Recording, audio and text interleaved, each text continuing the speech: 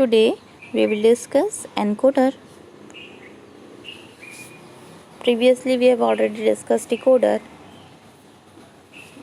Decoder can be applied at the receiving side. Now encoder. Encoder converts information from one format or code to another. So we can apply it at the transmitting side. An encoder is a combinational circuit that performs the reverse operation of decoder. It has maximum 2 to the power n input lines and n output lines.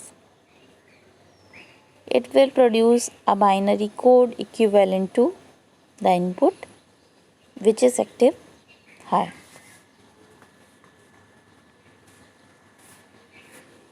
Few types of encoder. Some examples are there: priority encoder, decimal to BCD encoder, octal to binary encoder, hex to binary encoder.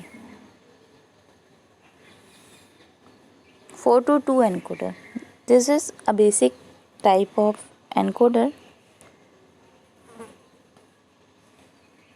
In encoder, at a time only one input may be high. The output is 2-bit number.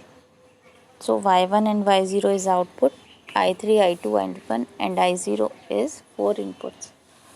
तो हमें यहाँ पे ये देखना है कि एक time में कोई एक ही इनपुट हाई होगा, उसके करस्पॉन्डिंग हमारा आउटपुट का चेक करना है. तो जब हमारा i0 हाई है उस केस में output 0 0.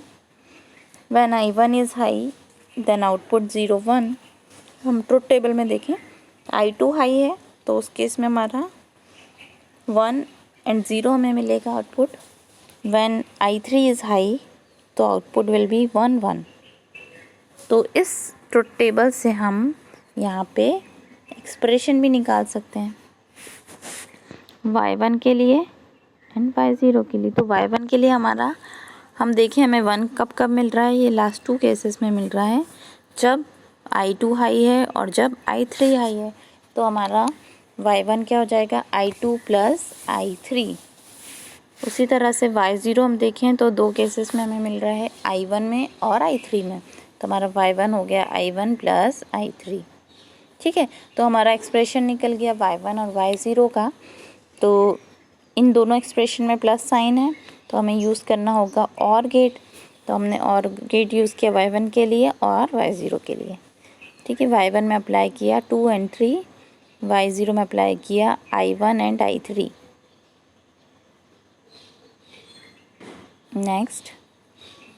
Next is add to 3 octal to binary encoder. 8 input and 3 output है, इसको हम ऑक्टल टू बाइनरी एनकोडर भी बोल सकते हैं, जिसमें i0 through i7 are 8 inputs and y2, y1 and y0 are 3 outputs. यहाँ पे भी एट अ टाइम एक ही इनपुट की वैल्यू हाई हो सकती है. जब i0 हाई है तो हमें आउटपुट मिलेगा 0 0 0. जब i1 हाई है हमें आउटपुट मिलेगा 0 0 1. व्हेन i2 इज़ हाई हमें मिला 0 1 0. इसी तरह से हमारा आउटपुट पे एक बाइनरी फॉर्मेट, बाइनरी सीक्वेंस हमें मिलता जा रहा है. ठीक है, i5 जब हाई है तो उस केस में हमारा आउटपुट हो जाएगा 1 0 1. जब i6 हाई है तो हमारा आउटपुट हो जाएगा 1 1 0. i7 के केस में 1 1 1. तो हमने यहाँ पे y2, y1 और y0 का ट्रुथ टेबल से एक्सप्रेशन निकाल लेंगे, जैसे हम हमेशा निकालते हैं. y2 का एक्सप्रेशन निकालना है हमें, तो हमें y2 का कॉलम चेक करना होगा. यहाँ पे हमें ये देखना होगा कि कहाँ कहाँ पे हमारा आउटपुट हाई है, ये लास्ट केसेस में.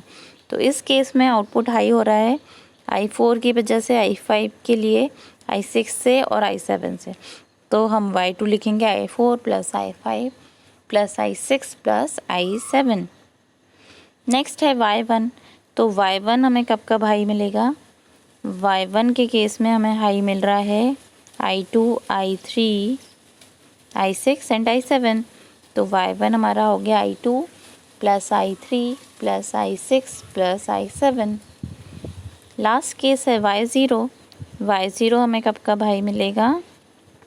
I1, I3, I5 and I7। 1, 3, 5 and 7 पे हमें y0 हाई मिलेगा। ठीक है, तो इन सब एक्सप्रेशन, ये हमारे एक्सप्रेशन आ गए हैं। अब हमारे एक्सप्रेशन में समय प्लस साइन है तो हमें और गेट यूज़ करना है। हमने 3 और गेट यूज़ कर लिए।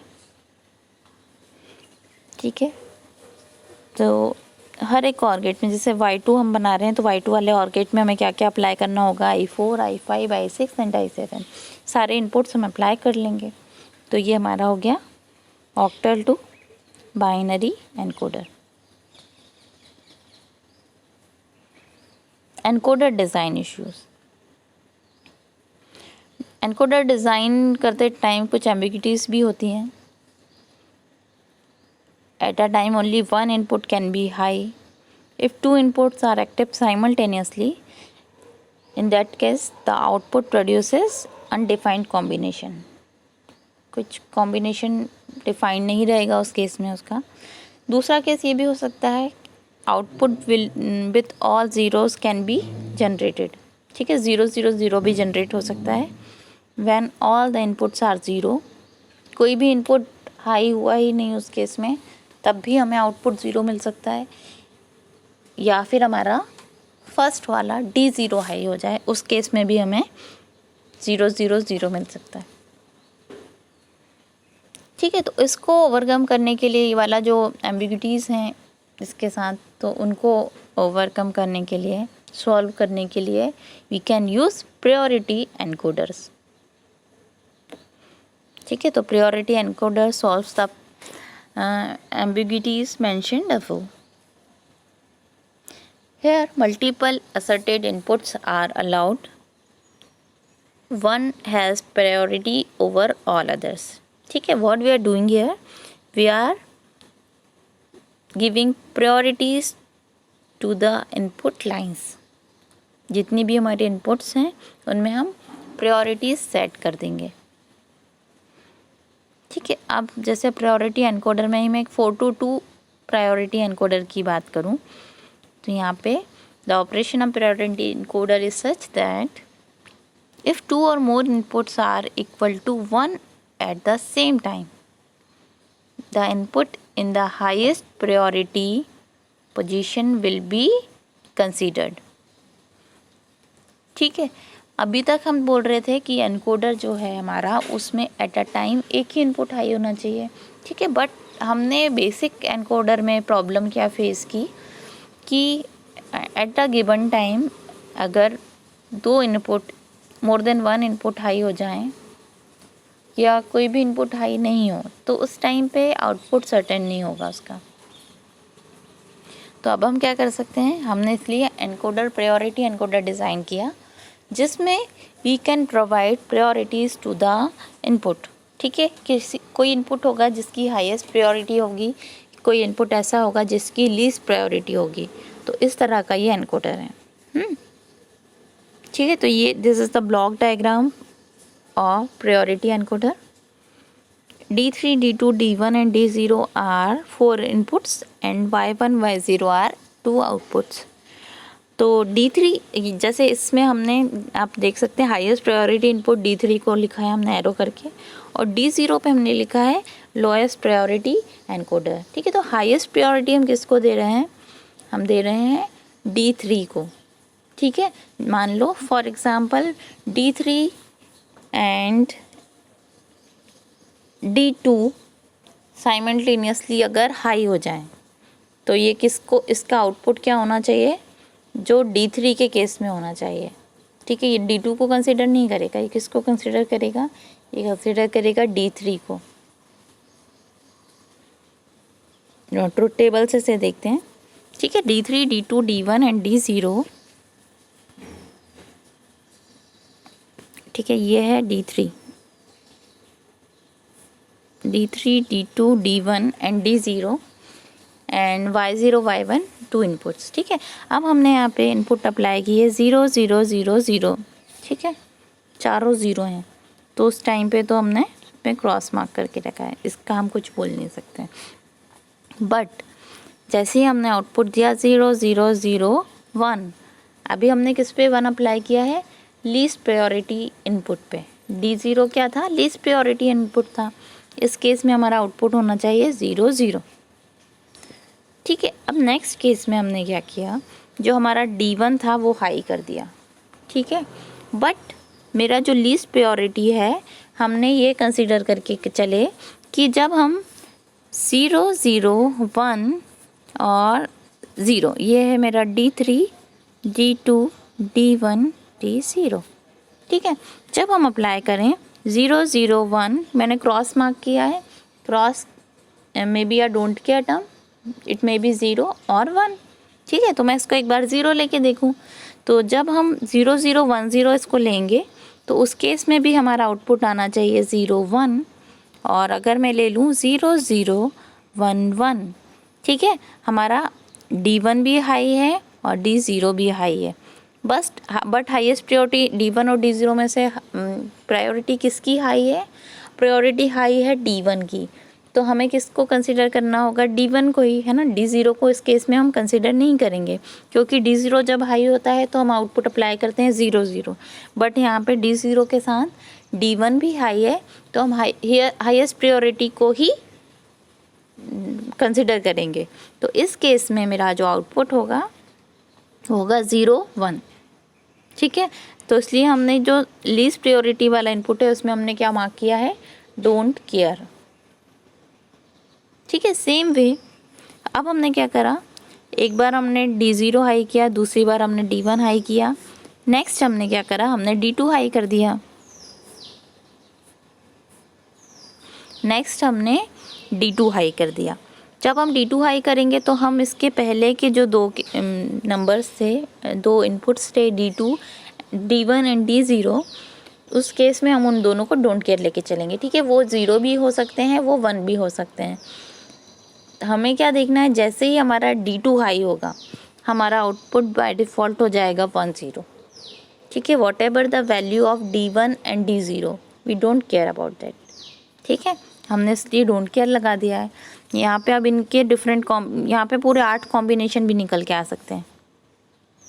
मतलब ये क्रॉस है ना, तो 4 कॉम्बिनेशन इसके आ सकते हैं। ऐसा हो सकता है 1 0 0 भी हो सकता है, 1 0 1 भी हो सकता है, 1 1 0 भी हो सकता है और 1 1 1 भी हो सकता है। तो ऐसा कोई सा भी केस आएगा, आउटपुट हमेशा क्या आएगा, 1 0, क्योंकि हाईएस्ट प्रायोरिटी हम किसको देंगे, D2 को देंगे। ठीक है, D2, D1 और D0 अगर साइमल्टेनियसली हाई हो भी जाते हैं तो भी हमें क्या ध्यान रखना है, हमें ये ध्यान रखना है कि जब D2 हाई होता है तो उस केस में हमें 1 0 अप्लाई करना है। उसी तरह से हमारा लास्ट केस है D3 इज़ हाई।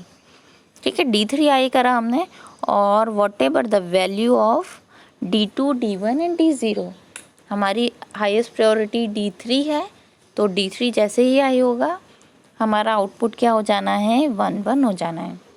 ठीक है, अब D2 की वैल्यू भी हाई हो या D1 की वैल्यू भी हाई हो उस केस में, बट हमारा D3 हाई हो गया है तो हमारा आउटपुट क्या हो जाना है, 1 1 हो जाएगा।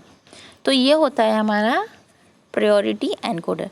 ठीक है, अब हम, ये तो हो गया हमारा टेबल, ट्रुथ टेबल। अब इसको सॉल्व करना है। अब हमें क्या करना होगा, हमें फाइंड आउट करना होगा इसका एक्सप्रेशन y1 का और y0 का।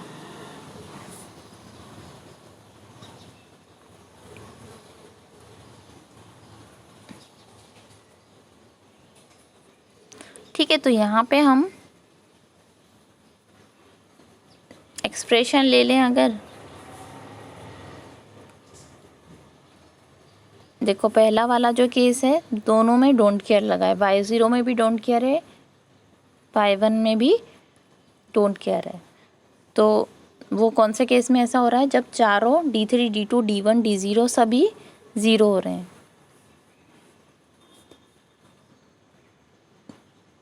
तो यहाँ पे आप देखो,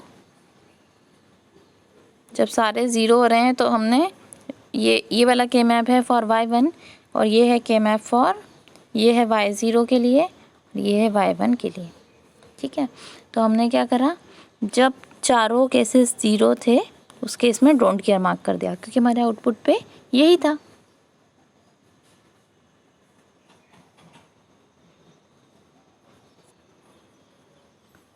तो अब हमें यहाँ पे क्या करना है, y0 और y1 की यहाँ से एक्सप्रेशन निकालना होगा। जैसे हमारा ट्रुथ टेबल में 1 मिल रहा है, y0 1 कब मिल रहा है मुझे, जब 0 1 और क्रॉस क्रॉस है। ठीक है, तो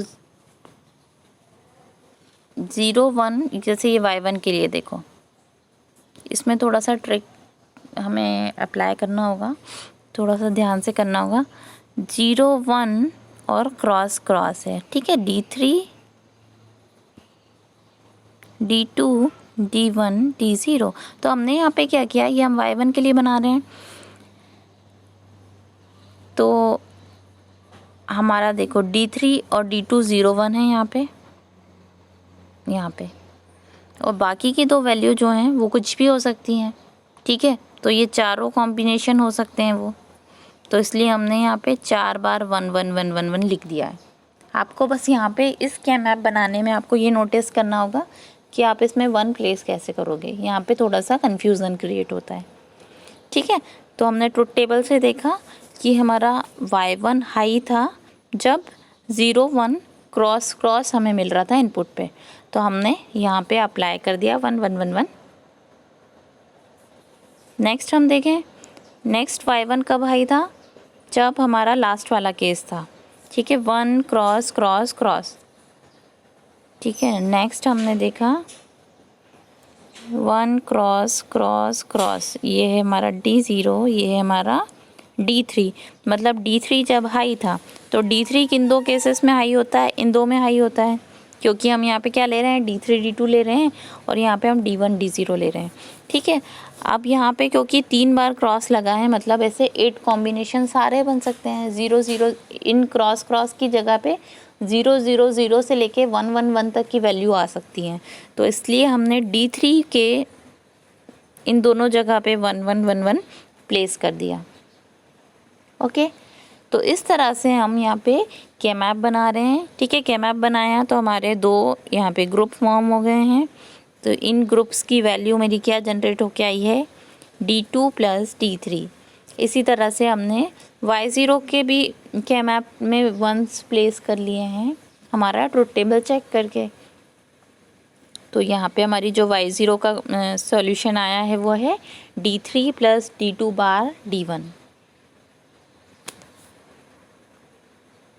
ठीक है, अब हमारा एक्सप्रेशन तो निकल के आ गया है, y1 और y0। ठीक है, तो y1 है मेरा D2 + D3, तो एक और गेट मैंने y1 के लिए ले लिया है, उसमें अप्लाई किया D2 & D3। दूसरा एक और गेट मैंने लिया जिसमें हमें चाहिए D3 + D2 D1। सबसे पहले तो D2 D1 के लिए मैंने एक एंड गेट लिया, यहाँ पे एक नॉट गेट भी अप्लाई करना होगा D2 में। D2 में नॉट गेट अप्लाई किया तो मुझे यहाँ पे क्या मिलेगा, इस आउटपुट पे नॉट गेट के D2 डैश। ठीक है, तो यहाँ पे हम क्या क्या अप्लाई कर रहे हैं, इसमें हमने अप्लाई किया इस एंड गेट में D2 डैश, और ये देखो D1 की लाइन आ रही है, तो यहाँ पे जो इस लाइन पे जो मुझे मिलेगा वो मिलेगा D2 डैश D1। ठीक है, इसके साथ हमने क्या ऐड करा दिया, और करा दिया D3, तो मुझे y0 मिल गया, तो हमारा बन गया प्रायोरिटी एनकोडर। नेक्स्ट है decimal to BCD encoder. A decimal to BCD encoder has 10 input lines D0 to D9 and 4 output lines, जो हैं y0 y1 y2 y3 are 4 outputs. ठीक है, तो ये इसका एक ब्लॉक डायग्राम है। So this is the truth table for BCD encoder. यहाँ पे हमने टोटल 10 इनपुट्स लिए हैं D9 D8 D0 तक। इसी तरह से 4 आउटपुट हमने ले लिए y3 y2 y1 and y0। हमने सबसे पहले क्या किया, सबसे पहले जब हमारा बहुत सिंपल है, जब D0 हाई हो रहा है उस केस में हमारा आउटपुट हो गया 0 0 0। जब D1 हाई होगा, बाकी सब 0 होंगे, तो उस केस में हमारा आउटपुट हो जाएगा Y1। फिर D2 हाई है तो 1 0, D3 हाई है तो 0 0 1 1। इस तरह से हमने एक पूरा टेबल डिज़ाइन कर लिया है। ठीक है, जब D4 हाई है तो उस केस में मेरा आउटपुट आ रहा है 0 1 0 0। जब D5 हाई हुआ तो हमारा आउटपुट हो गया 0 1 0 1। ठीक है, तो डेसिमल का इक्विवेलेंट BCD हम यहाँ पे लिख रहे हैं। D6 6 का इक्विवेलेंट क्या होता है 0 1 1 0। D7 का क्या होता है 0 1 1 1। 8 होता है 1 0 0। जब D9 हाई हुआ लास्ट केस में तो हमारा मिलता है 1 0 0 1। ठीक है, तो ये तो हमारा एक बेसिक ट्रुथ टेबल हो गया जिसमें हमने जो भी डेसिमल नंबर हाई था उसके करस्पॉन्डिंग BCD नंबर को हमने लिखा है। ठीक है, क्योंकि ये क्या है BCD का सीक्वेंस है आउटपुट पे हमारे पास। अब हमें Y3 Y2 और Y1 Y0 का एक्सप्रेशन निकालना है। फिर से हम क्या करेंगे, हम ट्रुथ टेबल देखेंगे। जैसे मुझे Y3 का निकालना था तो मैं ट्रुथ टेबल चेक किया। ट्रुथ टेबल में हम देखेंगे कि आउटपुट किस किस केस में हाई था। तो आउटपुट यहाँ पे कब कब हाई था, जब D9 हाई है, D8 हाई है, यहाँ। ठीक है, तो Y3 के केस में हमें दो ही चीज़ें मिल रही हैं, D8 प्लस D9। चलो Y2 का देख लेते हैं। Y2 के केस में हमें सिर्फ यहाँ हाई मिल रहा है, मतलब D4 D5 D6 and D7। ठीक है, तो हमने देखो Y2 में लिखा D4 D5 D6 D7। उसी तरह से Y1 के केस में 4 जगह पे हमें हाई मिल रहा है Y1, तो इसके करस्पॉन्डिंग कौन सा इनपुट हाई था हमें वो चेक करना है। तो Y1 के करस्पॉन्डिंग D2 हाई था, D3 हाई था, D6 हाई था और D7 हाई था। ठीक है, तो हमने लिखा 2 3 6 7 D2 D3 plus D6 plus D7। ठीक है, ये हमारा Y1 का एक्सप्रेशन आ गया। सिमिलरली Y0 की हम बात करें तो 1 2 3 4 5 टाइम्स हाई हो रहा है। कब कब हाई हो रहा है, जब D1 हाई था, D3 हाई था, D3 हाई था, D5 हाई था, D6 एंड D9। तो हमने Y0 का एक्सप्रेशन लिखा, Y0 equals to D1 plus D3 plus D5 plus D7 plus D9। अब हम एनकोडर बना सकते हैं। ठीक है, ये मेरा एक्सप्रेशन आ गया डेसिमल टू BCD एनकोडर का। ठीक है, Y0 आ गया, Y1 आ गया, Y2 आ गया और Y3 आ गया। तो अब हमें क्या यूज़ करना होगा, हमें यूज़ करना होगा OR गेट, जिसमें हम सारे इनपुट्स अप्लाई कर देंगे जो जो हमें चाहिए। तो सबसे पहले हमने Y0 लिया। Y0 में हमें क्या क्या अप्लाई करना था, 1 3 5 7 9। तो D1 देखो Y0 लिया, यहाँ पे D1 D3 D5, यहाँ पे देखिए ये Y0 है, तो ये यहाँ पे क्या क्या आ रहा है, D1 आ रहा है, D3 आ रहा है, D5 आ रहा है और D7 आ रहा है। ठीक है, Y1 में देखें हम क्या चाहिए, हमें Y1 में क्या क्या आ रहा है, D6 आ रहा है, D3 आ रहा है, D2 है एंड D7 है। Y2 में देख लेते हैं। Y2 में हमने क्या क्या अप्लाई किया है, जो जो हमारे एक्सप्रेशन में था। ठीक है, D4 था, D5 था, D6 था, D7 था। इसी तरह से Y3 में हमने ले लिया। Y3 में दो ही चीज़ें थी, 8 एंड 9, तो D8 और D9 अप्लाई कर दिया हमने यहाँ पे।